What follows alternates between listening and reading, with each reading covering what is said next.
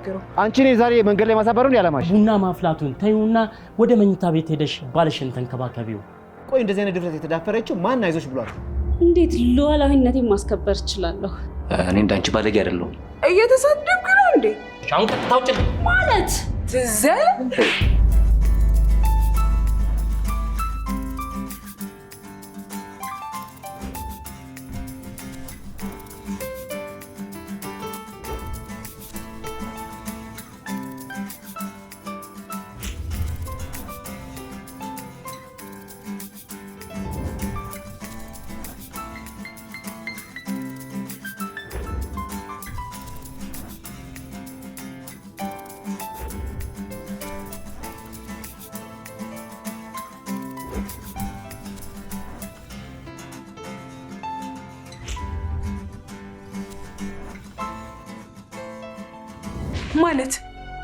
ማለትማ ሁለታችን ተለያይተን ልጃችን እንዴት በጋራ እንደምናሳድግ አስቢበት።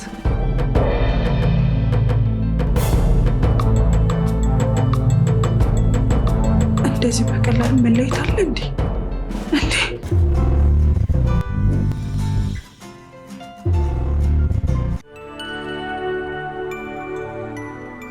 ሄሎ አሸብር፣ ከዚህ በኋላ እኔ እና አንቺ ተለያይተናል እኮ ብሎ በተቀመጥኩበት ነው ጥሎኝ ሄደው።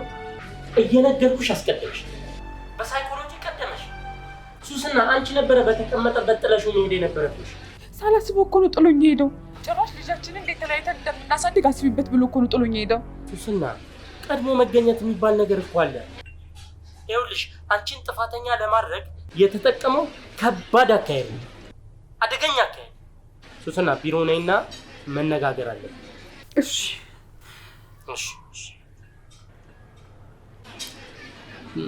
ጥሩ ላይ ነች። ይጋቀይ የቢሮ ልብስ አምጣልኝ። ይችን ጨርሰልኝ ጠባሽ ነች።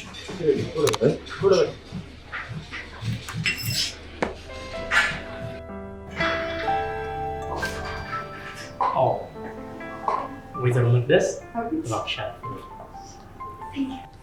እንኳን ደህና መጣሽ። እንኳን ደህና ቆየኝ። አሸብር ታረቀኝ እባላለሁ። ፕሮፌሽናል የትዳርና የጋብቻ አማካሪ ነኝ። እንዴ አንተም ራስን ታስተዋውቃለህ እንዴ? በጣም ታዋቂ ሰው እኮ ነህ። በባለትዳሮች ዘንድ ደግሞ በደንብ ታዋቂ ነህ። አውቃለሁ ታዋቂ እንደሆንኩ። አየሽ፣ ለመጀመሪያ ጊዜ ከማያውቁሽ ሰው ጋር ስትገናኝ ራስን ማስተዋወቅ አንዱ የሙያችን የስነ ምግባር ግዴታ ነው። በጣም ደስ ይላል። ይቅርታ፣ ሰዎችን ላለማጉላላት ክፍያውን ፈጽሚና ቀጥታ ወደ ምክር አገልግሎቱ እንገባ። ጥሩ ነው እንዳያጉላሉ ብዬ ነው። እሺ፣ ትራንስፈር ማድረግ ይቻላል? ይቻላል።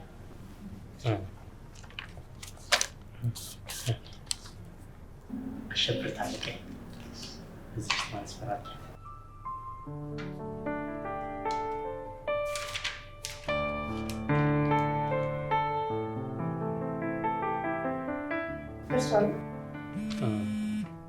ገብታል። መቅደስ ያባትሽን ማን ልበል? መቅደስ አይሉ።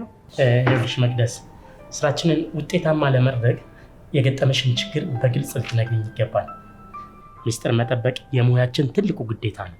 በዚህ ምንም አይነት ጥርጣሬ እንዳይገባሽ። እሺ። ኦኬ። ምን ነበር ያጋጠመሽ ችግር? ይኸውልህ ከባሌ ጋር ተራርቀን ነው የምንኖረው። እሱ በስራ ምክንያት አሜሪካ ነው የሚኖረው። መራራቃችን ለብዙ ነገር ዳርጎናል። መሀላችን ያለው መተማመን ሙሉ በሙሉ ጠፍቷል ማለት ይቻላል። አያምነኝም። እኔም ደግሞ በአንዳንድ ነገሮች ጠረጥረዋለሁ። የጥርጣሬው መንስኤ ምንድን ነው? የመጀመሪያው ስልክ ነው።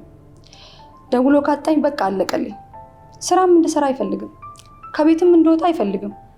ጓደኛ እንኳን እኮ ማግኘት አልቻልኩም። እኔ የምልሽ ባልሽ ቅናት ቢጤ ያለበት እንዴ? እዚህ ያለ በጣም ይቀና ነበር። ይኸውልሽ ሳይንሱ ምን ይላል መሰለሽ? መጀመሪያ ይቀና የነበረ ባል በምትለያዩበት ወቅት የቅናት መጠኑ በ165% ይጨምራል ይላል።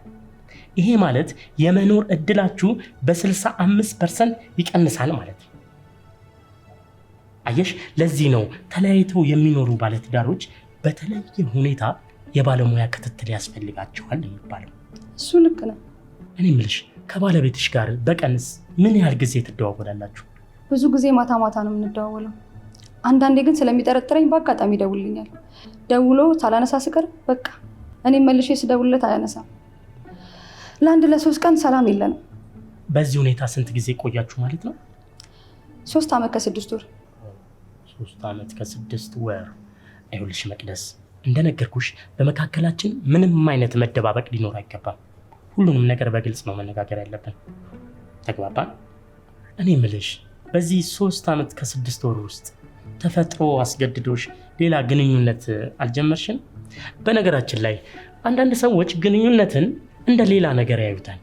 ይህ ፍጹም ስህተት ነው። ቀለል ለማድረግ የሰው ልጅ ትበያለሽ፣ ትጠጫለሽ፣ ትተኛለሽ፣ ትነሻለሽ አይደለም? ስለዚህ ግንኙነት ያስፈልግሻል ማለት ነው። ግልጽ ነኝ አይደል? ልክ ነው።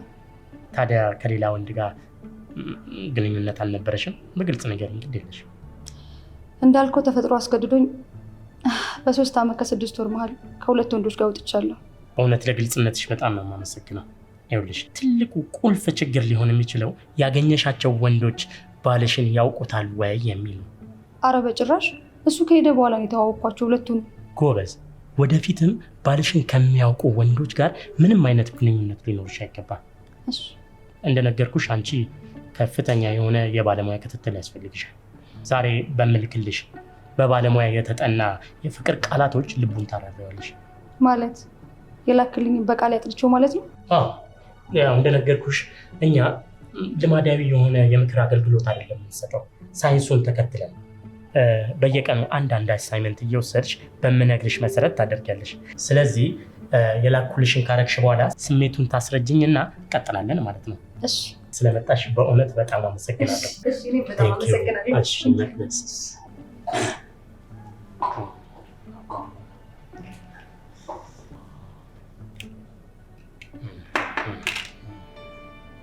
አሸብር ታረቀኝ ነኝ፣ የስነ ልቦናና የትዳር አማካሪ። ሰላም ጤና ይስጥልኝ ውድ የአበሻ ትሪል ቤተሰቦች፣ እንዴት ከረማችኋል? አሸብር ታረቀኝ ነኝ፣ የትዳርና የጋብቻ አማካሪ። ዛሬም እንደተለመደው ብዙዎችን ስለሚያስጨንቀው የርቀት ፍቅር መረጃዎችን ማጋራችሁ ይሆናል። ብዙ ባለትዳሮች በተለያየ ምክንያት ተለያይተው እየኖሩ ነው። እንዴት ተለያይተው አብረው መኖር እንደሚችሉ ቁልፍ መረጃውን መሰጣችሁ ይሆናል። እንዲሁም ትዳራችሁ ከታመመ ከስር ባለው አድራሻ ይደውሉ፣ ይምጡ፣ ራስዎ ድነው ትዳርዎን ያድኑ። አሸብር ታረቀኝ ነኝ፣ የስነ ልቦናና የትዳር አማካሪ። በመጀመሪያ ተራርቆ መኖር ይቻላል ወይ ለሚለው ጥያቄ አጭርና ግልጽ የሆነ መልስ እሰጣለሁ። አዎ፣ ባለትዳሮች ተራርቀው መኖር ይችላሉ። ምክንያቱም መለያየት እንዳለ ሁሉ መገናኘት ስላለ። ብዙዎች መገናኘትን ረስተው ተራርቆ በትዳር መኖር አይቻልም ሲሉ ይደመጣል። ይሄ ፍጹም ስህተት ነው፣ ሳይንሱም አይደግፈውም። ስለዚህ ቁልፉ ጥያቄ እንዴት ነው ተራርቆ መኖር የሚቻለው የሚል ነው። ተራርቆ እንዴት መኖር እንደሚቻል 5 ቁልፍ የሆኑ መልሶችን እነግራችኋለሁ። አብራችሁን ሁኑ። በቀጥታ ወደ መጀመሪያው አልፋለሁ። የመጀመሪያው ተራርቃችሁ የምትኖሩ ከሆነ ቅናት የሚባለውን ጠላታችሁን ከውስጣችሁ አውጡት። ምክንያቱም ብትቀኑ ምንም ለውጥ ስለማታመጡ፣ አንደኛችሁን ተራርቃችሁ ስለሆነ እንደፈለጋችሁ መሆን ስለምትችሉ ቅናት የሚባለውን ጠላታችሁን ከውስጣችሁ አውጡት። ቅናት የትዳራችሁ ጠላት ስለሆነ። ሁለተኛው ለትዳር አጋራችሁ ሳይሆን ለራሳችሁ ታመኑ። ለራሳችሁ ስትታመኑ ነው ለሰው መታመን የምትችሉት። ሶስተኛ በየጊዜው በፍጹም አትደዋወሉ። ስትነፋፈቁ ብቻ ተደዋወሉ። ሳይንሱ እንዳረጋገጠው በሳምንት ቢበዛ 1 ወይ 2። ምክንያቱም በየጊዜው ስትደዋወሉ አጋጣሚ አቃጣሪ ነውና ህይወታችሁን ልትበጠብጡ ትችላላችሁ። አራተኛው በፍጹም ስለ ትዳር አጋራችሁ ከሚያውቅ ሰው ጋር መረጃ ትቀያየሩ። ምክንያቱም ትክክለኛ መረጃ የሚሰጣችሁ ስለማይኖር ራሳችሁን ነው የምትበጠብጡት። አምስተኛውና የመጨረሻው በስልክም ሆነ በተለያየ አማራጭ ስትገናኙ ስለመለያየታችሁ ሳይሆን ዳግም ስለመገናኘታችሁ ማውራት ይኖርባችኋል። ምክንያቱም ተስፋ የሰው ልጅ ስለሚያለመልም። የአበሻ ትሪል ቤተሰቦች ለዛሬ ተራርቃችሁ መኖር እንዴት እንደምትችሉ 5 መረጃዎችን ሰጥቻችኋለሁ። በቀጣይ እስክንገናኝ ላይክ፣ ሼር፣ ሰብስክራይብ በማድረግ ቤተሰቡ ነው። አሸብር ታረቀኝ ነኝ። የታመሙ ትዳሮችን እያደንን እናድናለን። ሰላም።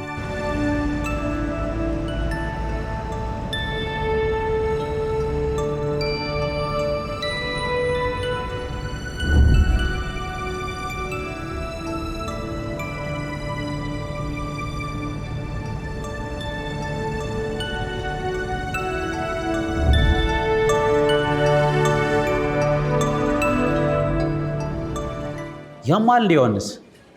አንድ ቀን ተሳሳተሽ ብለህ ቤት ልታፈርስ ነው እንዴ? ተረጋጋ። እያበድክ ነው ዮሐንስ። በኩል ሌሊት እኮ ነው የሆነ ጎረምሳ ሸኝቷ ሲመለስ ያየሁት። ከማንም ዘልዛላ ጋር ስትንዘላዘል ከርማ መታ በአንድ አልጋ ላይ መኖር ታስባለች? በፍጹም እንዳታስበው።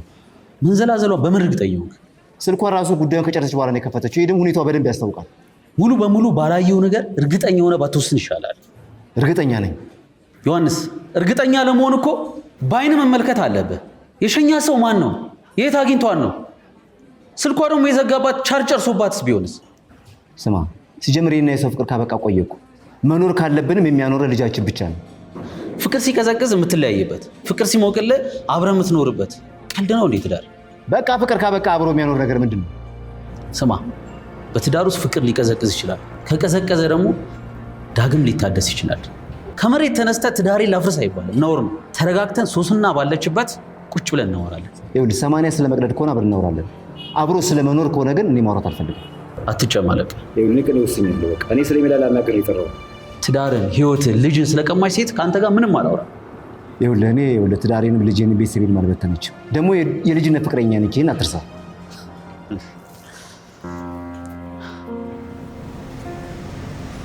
ሱስና በማንኛውም የህክምና ሂደት ውስጥ አስቸጋሪ መሰናክል ሊያጋጥመን ይችላል።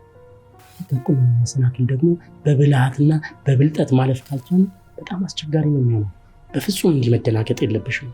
አዎ፣ ግን ደግሞ ዮሐንስ እንደዚህ ተናግሮኝ አያውቅም። ሁልጊዜም ልንጣላ እንችላለን፣ ግን ስለ ፍቺ እንደዚህ ተኮሳትሮ አናግሮኝ አያውቅም። ሱስና ስለ መለያየት ያወራሽ እኮ በሳይኮሎጂ ስለበለጥሽው ነው። አየሽ፣ ሳቀድሙ በሳይኮሎጂ እንዲቀድምሽ ብሎ ነው ይመስለኛል ነው። በነገራችን ላይ መናደዱ፣ መበሳጨቱ ድንገት ስለ መለያየት የሚያሳስበው ደረጃ ላይ ከደረሰ ስራችን ውጤታማ ሆኗል ማለት ነው። ይኸውልሽ በአሁኑ ሰዓት ሁለታችሁም የመሮጫ ትራክ ላይ ናችሁ። ከዚህ በፊት እሱ በብዙ ርቀት ቀድሞሽ ነበር። አንቺ ትናንትና በቅርብ ርቀት ቀደምሽ። ዛሬ ደግሞ ይኸው ተደናግጠሽ መልሶ ራሱ ቀደመሽ። ሱስና ሩጫው ካላለቀ ማሸነፍ አትችይም። የሚሮጠው ደግሞ ወደፊት እንጂ ወደኋላ በፍጹም አይደለም። ይኸውልሽ አንዴ ስሚ። ታላቁ የሳይኮሎጂ ምሁር ፈረንሳዊ ፒየር ላዶ ስለ ትዳር ምን አይነት ማብራሪያ ሰጥቷል መሰለሽ? እባክሽ በጆሮሽ ሳይሆን በልብሽ ስሚ። ትዳር ሁለት ሰዎች በጋራ ተስማምተው የሚፈርሙት ሰነድ ነው። ሰነዱ ደግሞ ሁለቱ እስካልተስማሙ ድረስ ውጤት የለውም። ካልተስማሙ በጋራ ይቀዱታል። አየሽ፣ አንቺ ትዳሩ የባለቤትሽ ብቻ አድርገሽዋል። ያንቺን እምነት፣ ያንቺን ልፋት አላየሽውም። ገብቶሻል? እውነት ለመናገር እኔ በጣም ግራ ገብቶኛል። የምታወራው ነገር ምንም ግልጽ አይደለም። ያልገባሽ እኮ በጆሮች ስለምትሰሚ ነው። በልብሽ አላዳመጥሽኝም። እሺ ይኸውልሽ ጠቅላላ አድርጌ እነግርሻለሁ። ትዳር የአንድ ሰው ብቻ አይደለም፣ የሁለት ባለትዳሮች ተቋም ነው። እነዚህ ባለትዳሮች ደግሞ በአንድ እውነት ላይ ተመስርተው ትዳርን ያቋቁሙታል። እስኪ አንድ ጥያቄ ልጠይቅሽ። ያንቺ ትዳር በምን መሰረታዊ እውነት ላይ የተዋቀረ ነው? እንጃ። ሱስና እንዴት እስከ ዛሬ በጋራ የሚያኖራችሁን እውነት አታውቂም? በደመ ነፍስ ነው እንደምትኖሪው? ያው መጀመሪያ ፍቅር ነበር፣ ከዛ ደግሞ ልጃችን መሰለኝ። እርግጠኛ አይደለሽም። ለማንኛውም ከፊት ለፊት እንጂ ከኋላ ምንም አይነት መፍትሄ የለም። በድጋሚ ምነግርሽ የጀመርነውን እንጨርሳለን። እሺ፣ እና ምን አድርጌ ነው የምትለኝ? የጀመርነውን ጠንከር ብለሽ መጨረስ አለብሽ። እሾህን በእሾህ ነው ተረቱ። ስለዚህ የትናንትናውን ቀን ዛሬም እንደግመዋለን። እንዴ ዛሬም ስልኬን ዘግቼ ላምሽ? አዎ። አይ ቢቀር ይሻላል። እንደው ሌላ መፍትሄ የለም? ሱስና በጣም አዝናለሁ። በጀመርነው መንገድ ብቻ ነው የአንቺ ትዳር ሊቃና የሚችል። አሸብር፣ በጣም እየፈራው ነው። እታደገዋለሁ ያልኩት ትዳሬን እንዳላጠው እየፈራው ነው። ሱስና ፍርሃት የሰው ልጆች ሁሉ ጠላት ነው። ምክንያቱም እምነትሽን ስለሚሸረሽረው። እምነት ከሌለሽ ደግሞ ምንም አይነት ነገር አይሳካም። እባክሽን ፍርሃትሽን ከውስጥሽ አስወግጂ። እንዴት? እስከ ዛሬ አምነሽ ይኖረን። ስለዚህ አሁንም እመኝ።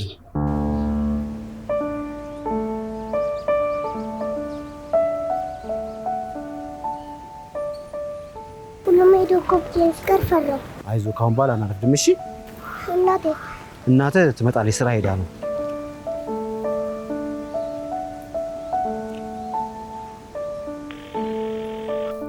ሄሎ ያቺ ጓደኛሽ በቃ ልጁን ከትምህርት ቤት ሳታመጣ የትም ትዞራለች አይደል? የእውነት አልመጣችም። እሺ በቃ እኔ አንድ ጉዳይ ስላለኝ አንቺ ጋር መጣውና ማታ መጥቼ ወስደዋለሁ። ይምጣ፣ ችግር የለውም። እሺ እሺ።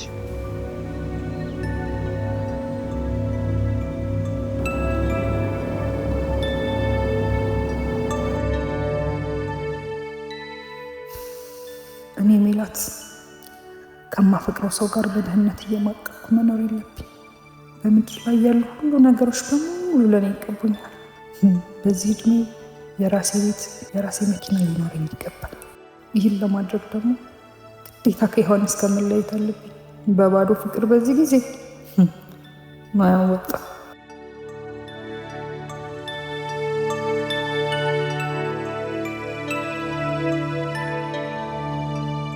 ቆይ በህይወቴ ምን እየተፈጸመ ነው?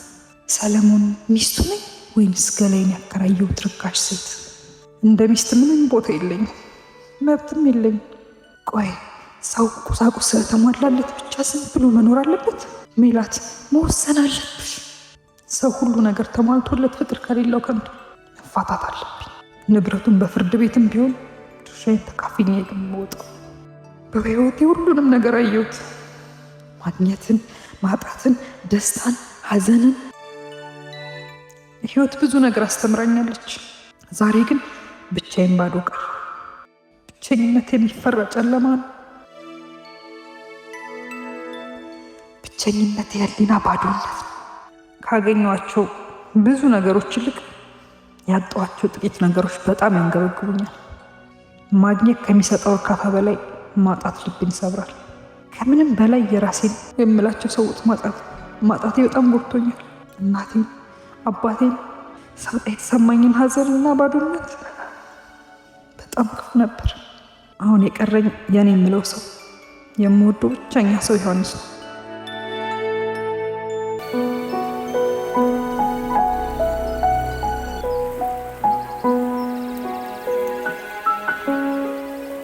እስካሁን አልረሳኸኝም ማለት ነው? በምን እርግጠኛ ነሽ? ከሚስት ጋር ስትጣላን እንዴትን ለማብረድ ያሳየው ቦታ የምትሄደው ስለምትወደኝ አይደል? አሁንም ትወደኛለህ ማለት ነው። ቦታውን ስለወደድኩትና ስለለመድኩት ለመረጋጋት ይሆናል ብዬ እንጂ ከአንቺ ጋር ምንም ያገናኝ ነገር የለም እንዴ። ቦታውን እኮ ያሳየው እኔ ነኝ። ረሳኸው እንዴ? ለማንኛውም ደስ ብሎኛል። እኔ በልብ ውስጥ አለው ማለት ነው።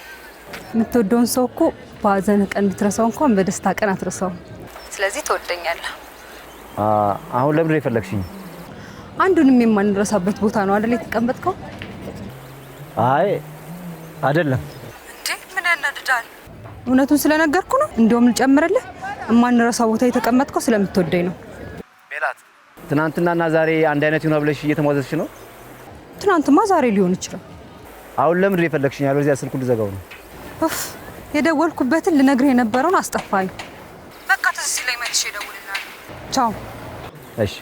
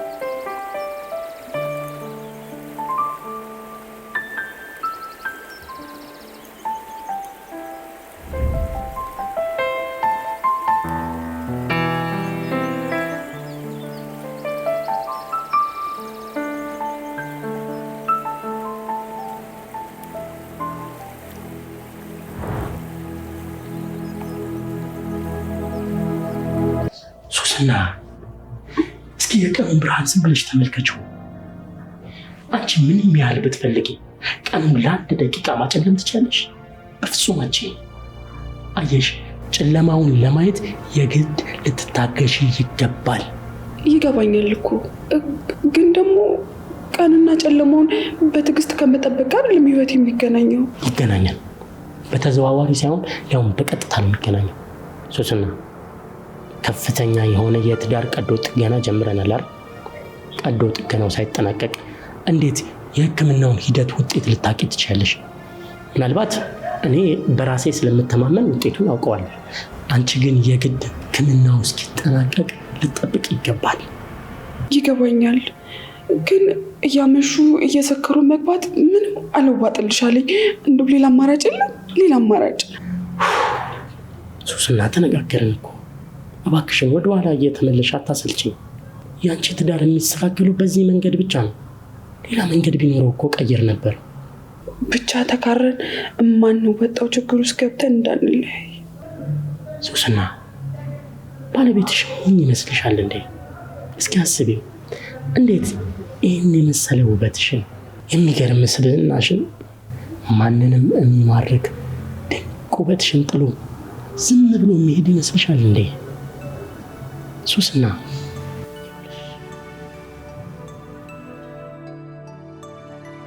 እመኚኝ፣ ባለቤትሽ እንደዚህ እጅሽን እየሳነ እንደ ጥላ እንዲከተልሽ ነው የማደርገው። አሁን ተረጋጊ። ስልክሽን አጥፊውና የትናንትናውን ቀን እንደግመዋለን። ዛሬም ስልኬን ዘግቼ ላምሽ? ዛሬ በጣም ስለተጨናነቅሽ የራት ግብዣውን ለኔ ተይው። ሱስና የጀመርነው ያንቺን ህይወት የማቅናት ስራ ነው። እሺ ነኝ። እሺ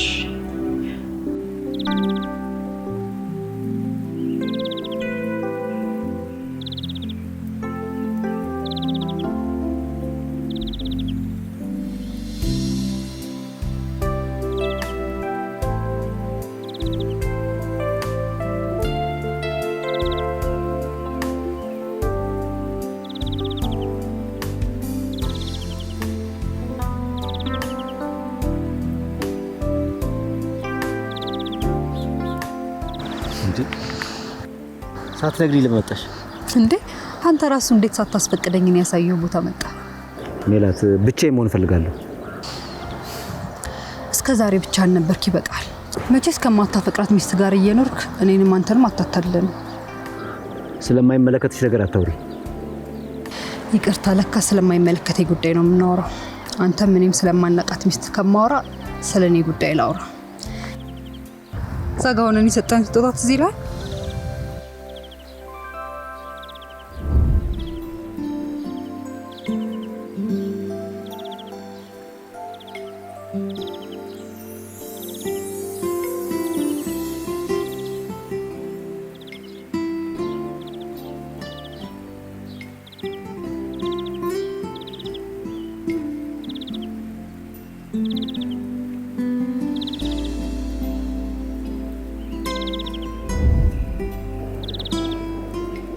ይሄን ቀሚስ ለምን ለብሰሽ መጣሽ? እንዴ የራሴ ስለሆነ ነው። የሚገርም ከተሰጡኝ ስጦታዎች በሙሉ የምወደው ይሄ፣ ምክንያቱም ፍቅራችንን ስለሚያስታውሰኝ። እኔ ምንም ማስታወስ አልፈልግም። እኔ እፈልጋለሁ። እቺን ቀሚስ ግን ለምን እንደገዛህልኝ ትዝ አለህ? ያምሻል? ማስታወስ አልፈልግም። በጣም አበዛው። እሺ አይደለም ስጦታውን እኔን ለማስታወስ እንደዚህ ድረስ የመጣው። አያገባሽ። በቃ ጩብኝ። ምንም ብትል ከሊናና ከእውነት ልትሸሽ አትችልም። አትታገል። እኔ ያሳለፍነውን ጊዜ ሳስብ በጣም ነው ደስ የሚለኝ። ለኔም ላንተም በትዝታ ወደ ኋላ ስንመለስ ነው ሰላማችን የምናገኘው። አሁን ሁለታችንም ሙሉ አይደለንም። ሙሉ ለመሆን ደግሞ ሁለታችንም አብረን መሆን አለብን። በፍጹም እንዳታስቢ፣ እኔ ምንም አልጎደለኝም። እኔ ሙሉ ነኝ። እሺ በአንድ ነገር እንስማማ። እሺ በለኛ። ቀጥይ። ሁለታችንም ሰላም የሚሰማን ትናንትን ስናስብ ነው እንጂ ዛሬን ስናስብ አይደለም አይደል? እናማ ዛሬን ተውና ትናንትናችን ብቻ እያሰብን እርፍ እንበል። ትናንት ማስታወስ ራሱ በሽታ ነው። ተነስ፣ እንደውም የበፊት ቦታችን ሄደን እንቀመጥ። እኔ እዛ ጋር መቀመጥ አልፈልግም ማለት ነገርኩሽ።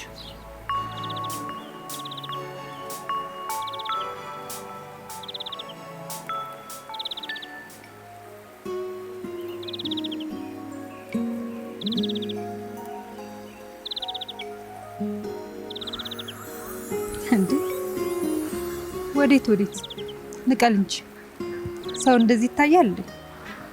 ጭራሽ የድሮ ፍቅረኛ እንደዚህ ካየህ እኮ ችግር አለ ማለት ነው። እኔ ፍዝዝ ብያለሁሽም የሆነ ሀሳብ ውስጥ ገብቼ ነው። በእውነት ውሸታም ሆናል። ድሮ እኮ አታውሽም ነበር። እንደማታስታውስም እኔ ሰዋሽ እንዴት እንደምትቆጣኝ። አዎ አስታውሳለሁ። ግን አንቺ በፊትም ውሸታም ነበርሽ፣ አሁንም ውሸታም ነሽ። በል ስነ ስርዓት። ስለ ትናንትና እንጂ ስለ ዛሬ ማውራት አትችልም። ምክንያቱም የትናንትናው ሜላት ነች። ተቀይሬያለሁ ለማለት ነው። ታምነኛለህ? በጣም ተቀይሬያለሁ። ህይወት አስተምራኛለች።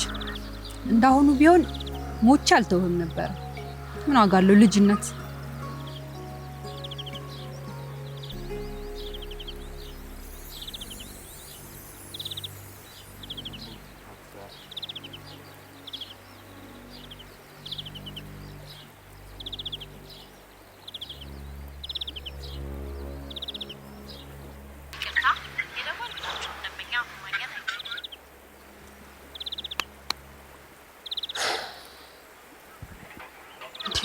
ምንድነው ሰው የምትቀያየርብኝ? መጠጣት እፈልጋለሁ። ደስ ይለኛል። በጣም አስቸጋሪ ሰው ነሽ። አይ አይደለሁም ነሽ። በተለይ ሰው አለማመንሽ በጣም ይገርማል። ያው እኔ እኮ እንደዚህ ነገር አድርጌ ስለማላውቅ እኮ ነው። ይገባኛል ጨዋ ሴት እንደሆንሽ። ግን አስቸጋሪ ባህሪሽን ችዬ ህይወትሽን ለማስተካከል የምጥረው ትዳርሽ ተስተካክሎ ማየት ስለምፈልግ፣ ባልሽ ባንቺ ላይ የሚያደርገው በፍጹም ስለማይገባሽ። እሺ አመሰግናለሁ። ምስጋና ምን ያደርግልኛል? ይኸውልሽ ለኔ ሳይሆን ለራስሽ ብታስተካክይ ጥሩ ነው። እሺ በጣም ይቅርታ፣ አስተካክላለሁ። ከልብሽ ነው? አዎ። ስለዚህ እኔ የምልሽን ብቻ ታደርጊያለሽ። ዘና ብለን ምሽታችንን እያሳመርን እንጠጣለን። እንክብካቤው ግን አልበዛም? አልበዛም። ምን ይበዛል ብለሽ ነው? አየሽ ባልሽ ስለሌለ የባልሽን ቦታ እስከዛ ልተካ ብዬ ነው። አጠፋው እንዴ? አይ አላጠፋም። ያው እንደው መጠጡ ሲበዛ ሞቅ ብለው ደግሞ እንደ ሌሎች ወንዶች እንዳትቀየር ፈርቼ ነው። እንዴት እንደዚህ አይነት ርካሽ ነገር ታስበልሽ? እኔ እኮ ሙያዬን አክብሬ የሙያዬን ስነ ምግባር ጠብቄ የምሰራ ሰው ነኝ። በእውነት እንደዚህ ማሰብሽ በጣም ነው ያዘንኩብሽ። ውይ በጣም ይቅርታ። በእርግጥ በግልጽ ውስጥሽ ያለውን መናገርሽ አልከፋኝም፣ ምክንያቱም በእኔና አንቺ መካከል ያለውን መተማመን ስለሚፈጥር። ግን እንደዚህ አይነት ርካሽ ነገር በፍጹም እንዳታስቢ ከዚህ በኋላ። አይ አላስብም። አሁን ዘና ማለት እንችላለን? እሺ ከመጣቴ በፊት ስልኬን ከፍቼ ልጄ መተኛቱ ላረጋግጥ። ስልክሽን መክፈት አትችይም። የጓደኛሽን ስልክ በቃልሽ ታውቂዋለሽ? አዎ አውቀዋለሁ። ስለዚህ በእኔ ስልክ ደውለሽ ማረጋገጥ ትችላለሽ። እንጂ ለጥንቃቄ ይሁን። እሺ